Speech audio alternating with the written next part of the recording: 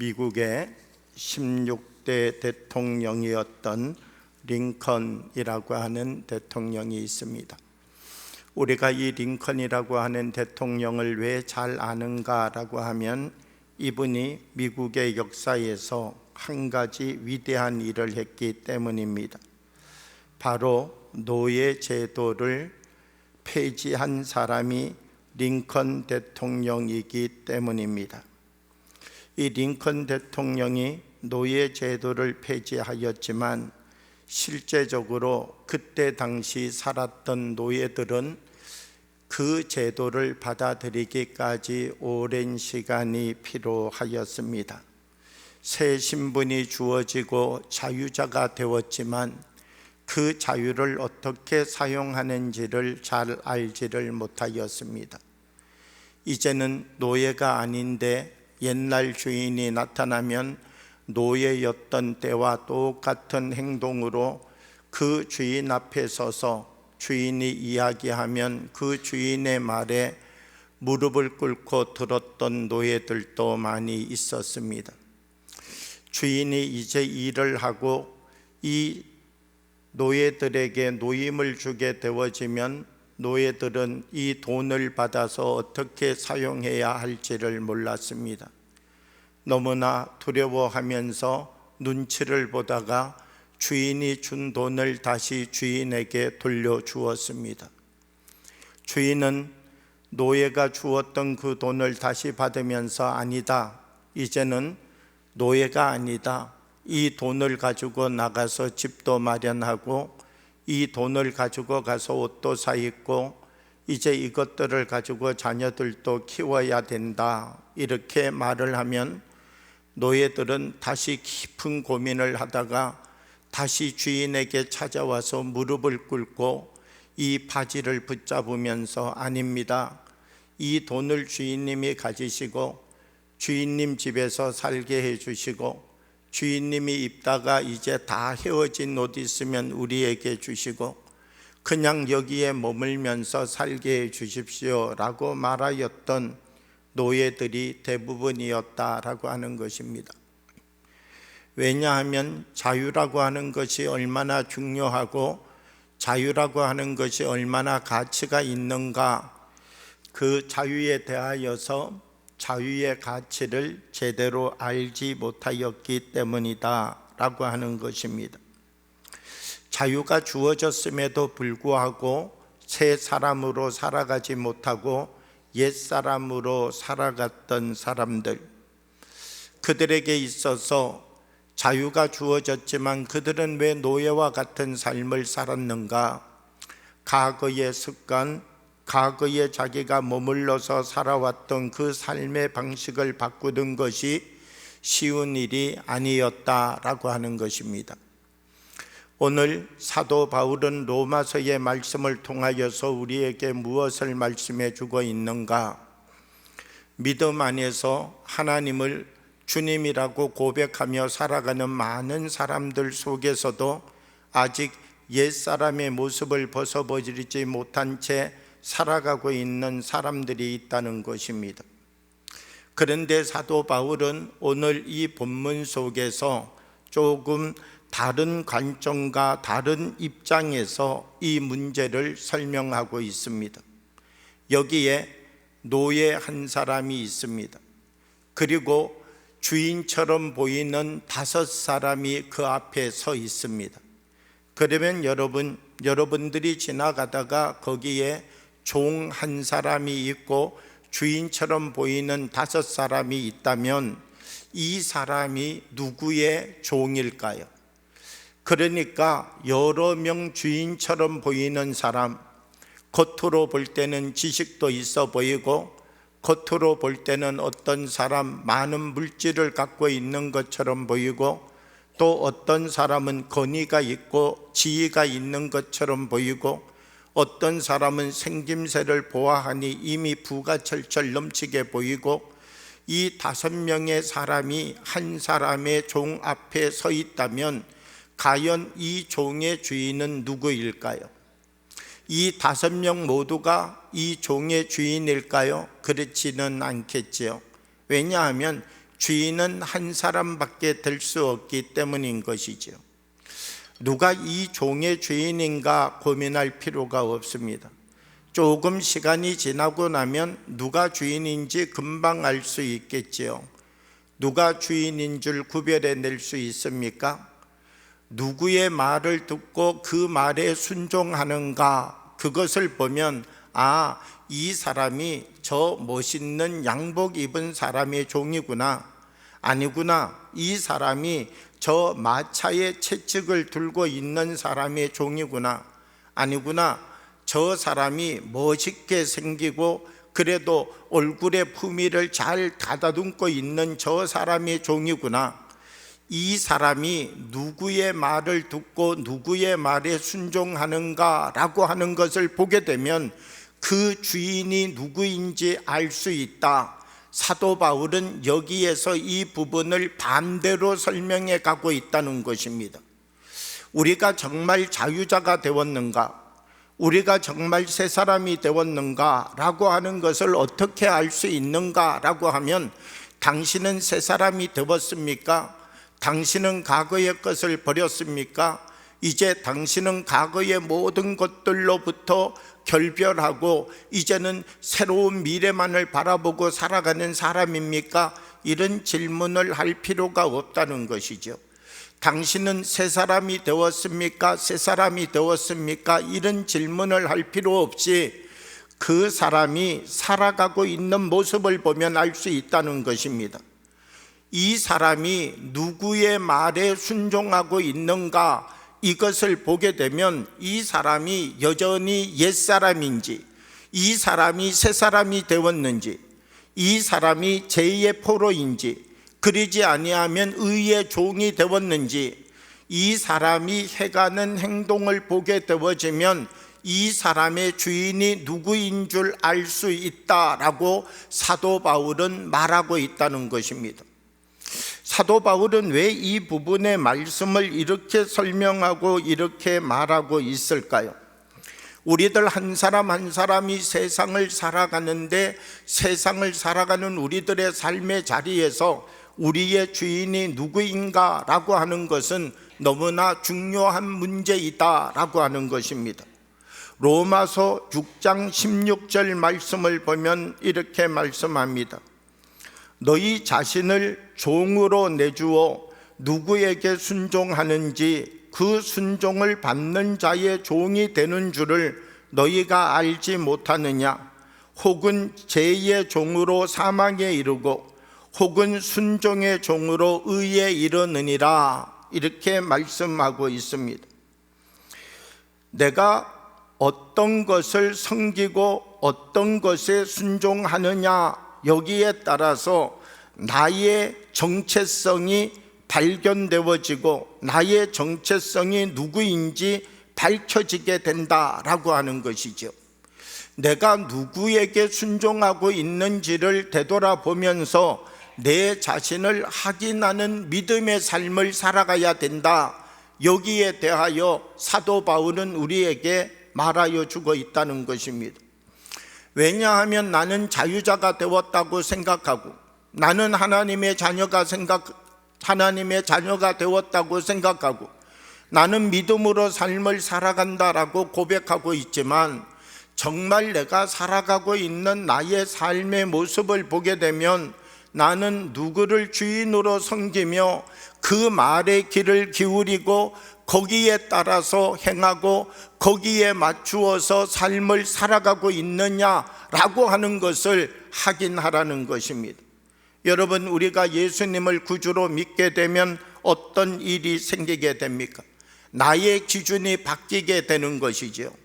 전에는 내 기준대로 살았습니다. 그런데 우리가 예수님을 믿게 되면 이제는 예수님 말씀이 나의 삶의 기준이 되어서 살아가는 것이죠.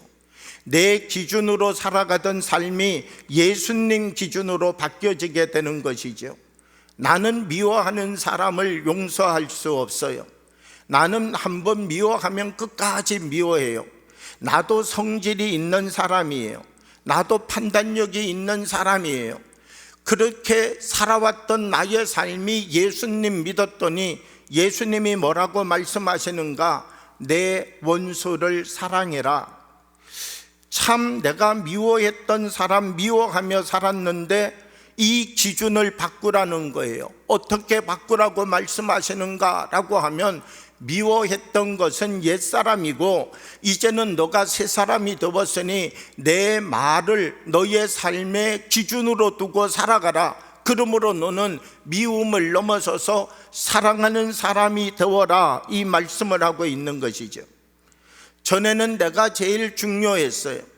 전에는 다른 사람이 예쁘다, 다른 사람이 소중하다, 다른 사람이 귀하다, 이런 것 중요하지 않았어요. 내가 관심이 있고 내가 좋아하는 것, 여기에 나의 모든 것을 투자하며 살았어요.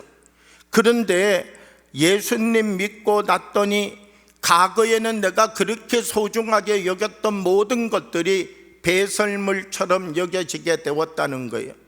왜 배설물처럼 여겨지게 되었는가?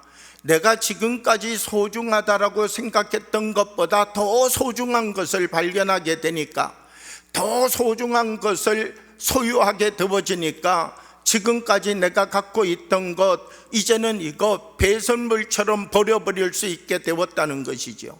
아깝다 아깝다 그러면서 버리는 것 아니라는 거예요. 5살 난 아이에게요, 자동차 장난감을 주면요 잘 가지고 놀아요.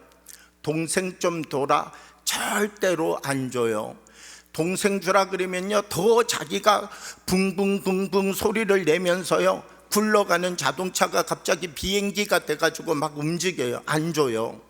그런데 이 장난감을 동생에게 주도록 하는 간단한 방법이 있어요. 한번 땅에다가 쫙 하면 웽웽 소리가 나는 자동차를 딱 가지고 와가지고 2번만 딱 소리를 들려주면은요 자기가 들고 있던 자동차를 그냥 동생에게 딱 줘요. 그리고 달려와서 그 소리 나는 자동차 나에게 달라는 거예요. 더 좋은 것, 더 가치 있는 것을 발견하게 되면요 지금까지 내가 갖고 있던 이것이 배설물처럼 버려버릴 수 있는 힘이 생기는 것이죠. 우리가 주님을 만났는데 아무것도 가치를 느끼지 못해요. 내가 주님을 만났는데 여전히 과거의 그 눈으로 봐요.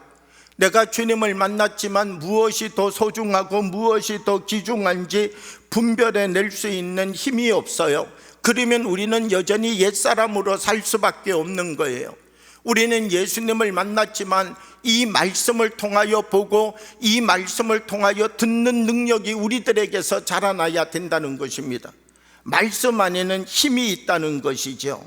로마서 6장 17절과 18절 말씀을 보면 이렇게 말씀합니다.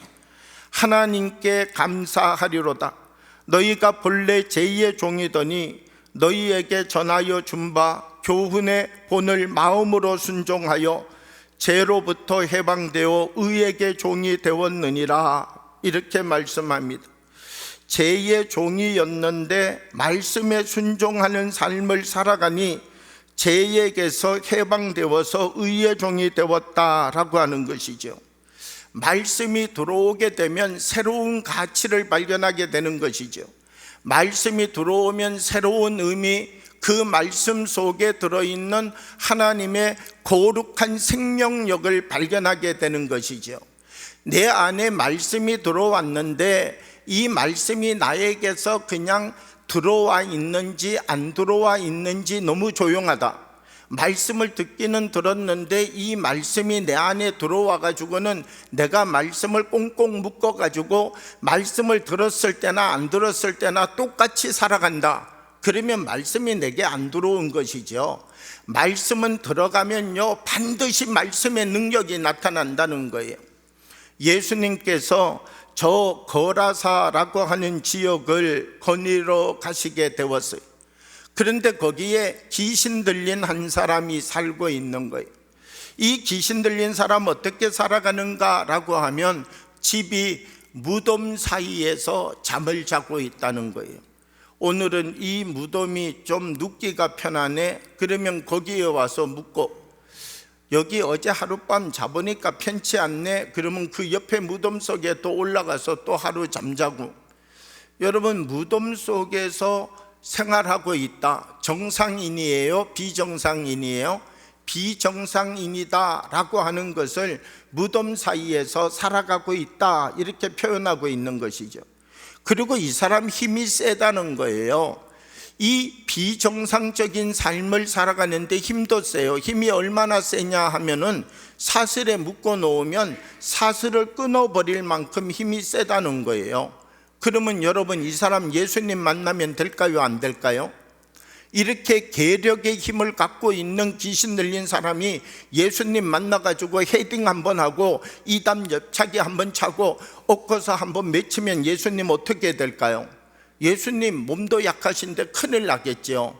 그런데 그 약한 예수님이 이렇게 강한 힘을 가지고 있고 절제되지 않는 귀신 들린 사람과 만나게 되었다는 거예요.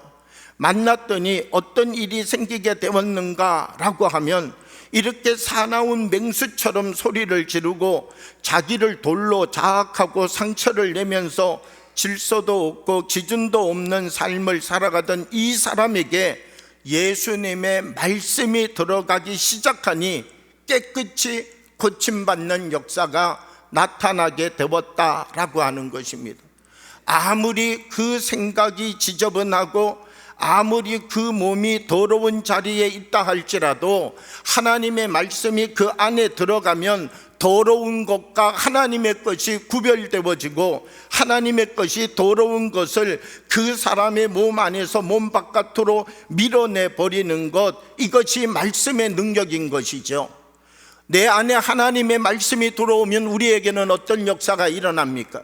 내 안에 하나님의 말씀이 들어오게 되면요, 세상의 것들이 내 몸 안에서 내 몸 바깥으로 나가는 역사가 나타나는 것이죠. 왜요? 말씀 안에는 분별해내는 능력이 있기 때문인 것이죠. 우리 한 사람 한 사람, 우리가 하나님의 사람으로 세상을 살아가는데 무엇이 필요한가? 말씀의 기름 부으심이 필요하다. 왜요? 말씀은 단순히 우리에게 우리 길을 통하여서 우리 생각 속에 들어와서 가만히 있는 것 아니라 이 말씀이 우리로 하여금 버려야 될 것을 버려내고 서야 될 자리에 서야 하고 살아야 될 삶을 살아가도록 만드는 하나님의 능력이기 때문인 것이죠. 하나님의 말씀은 우리 안에 들어와서 분리만 시키는 것 아니에요. 악한 생각, 악한 마음, 거짓된 행동, 그 누군가를 속이고 내가 또 유익을 얻고자 하는 이런 것들을 분별하는 것에서 끝나는 것이 아니에요. 말씀은 다시 우리를 살아나게 하는 것이죠. 예수님께서 저 나사로라고 하는 사람을 찾아가셨어요. 무엇이라고 말하는가? 나사로의 가족들까지도 예수님 마음은 알겠는데 마음만 받겠습니다. 왜냐하면 우리의 오라버니는 이미 죽은 지 사흘이 지났습니다. 그리고 자세히 가서 보면은요, 몸에서 썩는 냄새가 나고 있습니다. 다르게 이야기하면 소망이 전혀 없는 사람이라는 것이죠. 사람이 죽었는데 썩어 들어가기 시작하면 이 사람 소망이 있는 사람입니까? 없는 사람입니까? 아무리 뛰어난 우수를 가지고 있고 아무리 뛰어난 능력을 갖고 있다 할지라도 이런 사람 어떻게 살릴 수 있습니까? 그런데 어떤 역사가 일어나는가? 예수님이 말씀하셔서 말씀이 들어가면 죽은 사람도 살아난다. 이것을 예수님 말씀하고 싶으신 것이죠. 사람들은요, 죽었느냐 살았느냐 이것이 중요해요. 그런데 성경은 무엇을 우리에게 말씀하시는가라고 하면요, 죽었느냐 살았느냐가 중요한 것 아니라는 거예요. 그럼 무엇이 중요한가? 하나님의 말씀을 듣고 있느냐 듣고 있지 않느냐가 중요하다는 거예요. 죽은 자도 말씀을 들으면 살아나고 살아있는 자도 말씀을 듣지 않으면 죽는다. 그러니까 우리에게 어떤 말씀을 해주고 있는가라고 하면 내가 지금 살아있어요. 그런데 말씀이 들리지 않아요. 그러면 이 사람은 곧 어떨 사람이라는 거예요? 곧 죽을 사람이라는 것이죠. 나는 너무나 건강해요. 등산도 하고 100m도 12초에 뛸 수 있는 능력을 가지고 있어요. 그런데 아무리 건강해도 하나님의 말씀이 내게 들리지 않는다면 그 사람은 지금 건강해 보이는 것은 분명하지만 시간이 조금 지나면 어떻게 될 사람이라고요? 곧 죽을 사람이라는 것이죠. 그런데 다 죽어가는 사람이 있어요. 소망이 없어요.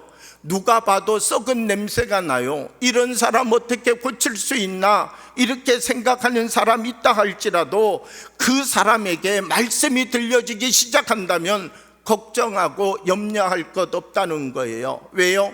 사람들이 볼 때는 다 죽을 사람 보이지만 곧 살아날 사람이 되기 때문이라는 것이죠. 우리가 인생의 삶을 살아가다 보면요, 믿음의 삶을 살아가다 보면요, 이 사람은 흥하겠구나, 이 사람은 망하겠구나, 이 사람 이렇게 신앙생활해서 어떻게 한대, 이 사람 이렇게 믿음 생활을 잘하니 하나님이 이렇게 복 주셨지. 그런데 중요한 것은 무엇인가라고 하면 지금도 나에게 하나님의 말씀이 들려지고 있는가, 이것이 중요한 것이죠. 과거에 아무리 하나님의 말씀이 내게 잘 들렸다 할지라도 지금 내게 그 말씀, 지금 내게 하나님의 말씀이 잘 들려지고 있는가, 이것이 우리에게 중요하다라고 하는 것입니다. 만약 지금 나에게 말씀이 들려지지 않는다면 내가 아무리 건강하고 내가 아무리 많은 봉사를 하고 내가 아무리 주의 일을 감당하고 있다 할지라도 나는 점점 메말라가는 사람이 될 수밖에 없는 것이죠. 나는 아주 연약해요. 그러나 하나님의 말씀이 내게 들려지고, 주님 그렇습니다, 내가 나의 인생을 살아왔는데 주님 사랑한다고 말하면서도 세상을 사랑했습니다. 주님의 방법대로 살아가겠노라고 고백하면서도 옛사람의 방법대로 내가 삶을 살아왔습니다. 이제는 내가 나의 생각과 나의 방법이 아니라 주님이 원하시는 방법으로 삶을 살아가겠습니다.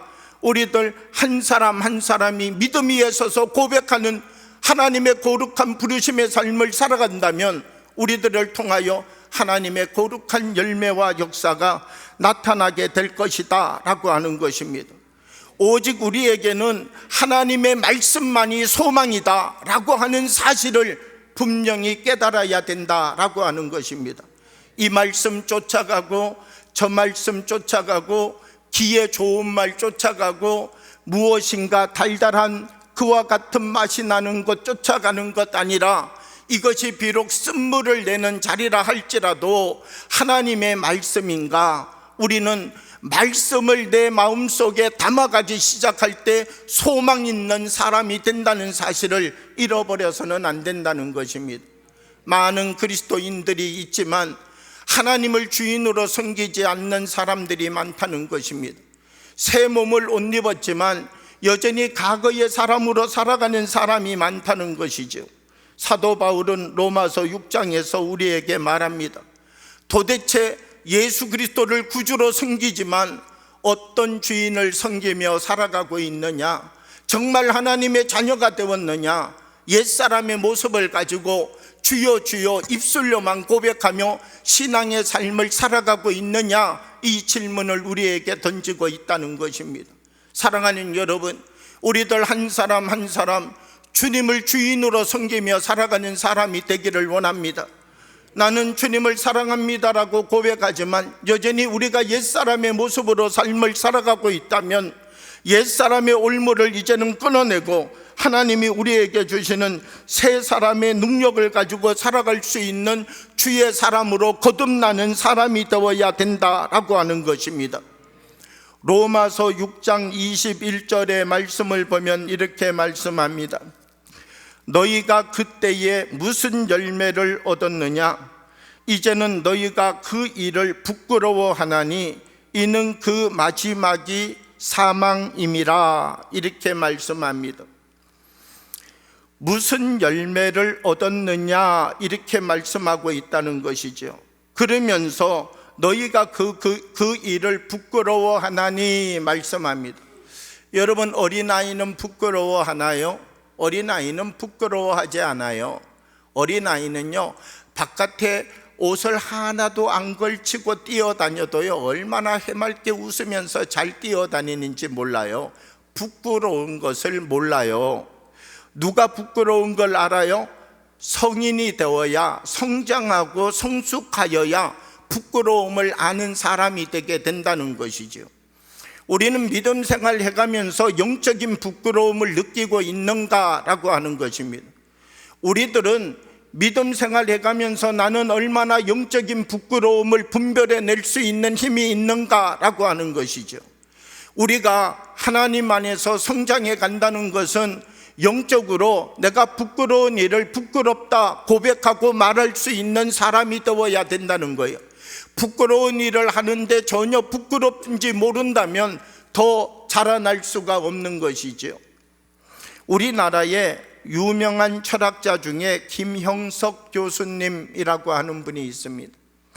이분이 100세 철학자의 인생 희망 이야기라고 하는 것을 이야기 나누는 것을 유튜브에서 제가 보았습니다. 이 김형석 교수님이요 1920년생이에요. 그런데 지금도 살아계셔요. 그러면 몇 세예요? 그런데 이렇게 TV 프로그램에 나와가지고 대담을 하는 걸 보면은요 치매는 전혀 없는 것 같아요. 왜냐하면 저도 단어가 떠오르지 않을 때가 많은데 이분은 어떻게 저렇게 많은 단어를 사용하실까? 부러울 만큼 사용해가는 용어 자체가요 아주 훌륭해요. 이 100세가 된 철학자의 인생 희망 이야기 속에서 어떤 이야기를 말하고 있는가라고 하면 김형석 교수님은 자기의 어린 시절 평양 근처에서 자랐다는 거예요. 평양 안에서 산 건 아니고 평양에서 한 20리 정도 떨어져 있는 시골 마을에서 살았다는 거예요. 그런데 그때 봄이 되게 되면 동네 어른분들이 일본 사람들이 사는 동네에 가서 쓰레기를 달구지에다가 가득 싣고 왔다는 거예요. 이 일본 사람 쓰레기를 가지고 오는 날은요 동네 아이들의 축제의 날이라는 거예요. 막 아이들이 뛰어가서 이건 내 거, 이건 내 거, 이건 내가 가질 거야 그러면서 일본 사람들이 쓰던 쓰레기를 서로 깎겠노라고 어떤 아이가 붙잡으면 이거 내가 먼저 찜한 거라고 내놓으라 그리고 싸우고 멱살 잡는 일도 생기고 그냥 아이들이 좋아하면서도 어떤 아이는 저게 내 건데 안 준다고 우는 아이가 생기고 아수라장이 된다는 거예요.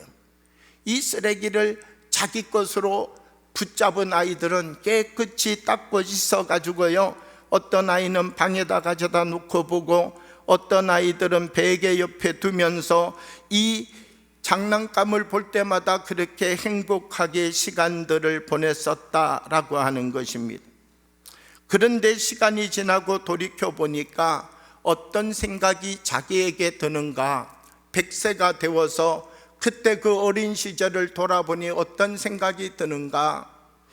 그것이 다 쓰레기였는데 아무것도 아닌 그것 때문에 슬퍼하고 아무것도 아닌 그것 때문에 싸우고 그것 때문에 나의 감정을 다 소비해 버렸던 어린 시절의 일들이 부끄럽다 이렇게 표현하는 것을 들을 수가 있었습니다.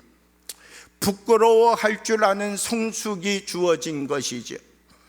우리에게 있어서 왜 부끄러움으로부터 성숙한 사람이 되어야 되는가?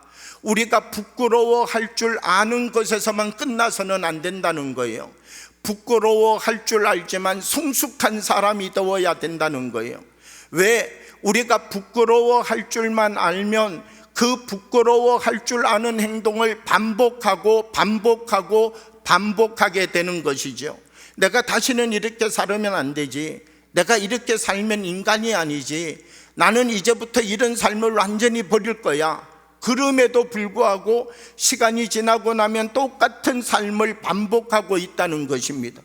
부끄러워할 줄 아는 것에서 끝나는 것 아니라 성숙하고 성장하여야 된다는 것입니다. 성장하고 성숙하지 아니하면 부끄러웠던 그 일이 계속해서 나에게 반복되어지고 있을 뿐인 것이죠.